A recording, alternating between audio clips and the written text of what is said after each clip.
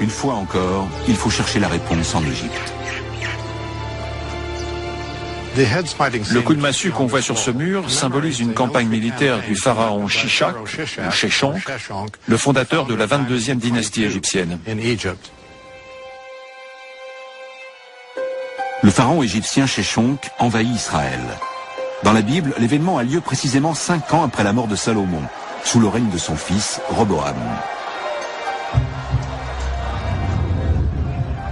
La 5e année du règne de Roboam, Shishak, roi d'Égypte, monta contre Jérusalem.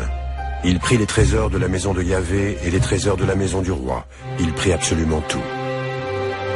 Premier livre des rois, chapitre 14, versets 25 et 26.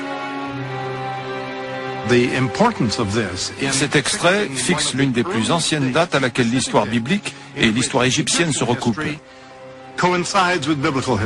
C'est en cela qu'il est particulièrement important.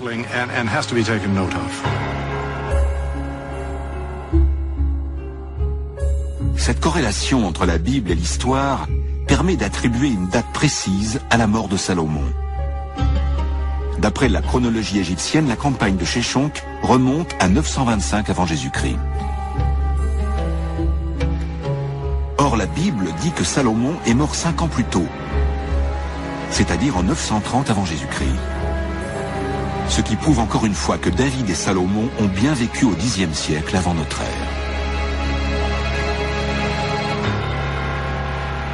Mais ces murs n'ont pas fini de révéler leurs secrets.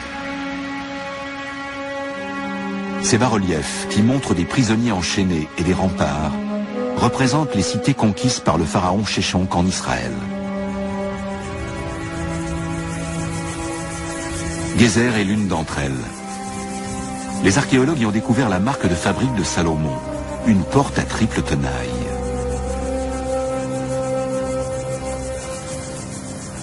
William Dever a dirigé les fouilles à la fin des années 1960.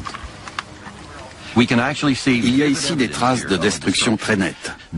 En bas, on a les pierres d'origine, plus ou moins in situ. Mais regardez au-dessus, les pierres sont très fissurées. À certains endroits, elles ont même été brûlées par un gigantesque incendie. Et en haut, la chaleur était tellement intense que le calcaire s'est transformé en chaux et qu'il a coulé comme de la lave. C'est la preuve évidente d'une destruction qu'on peut relier à la célèbre attaque du pharaon Sheshonq.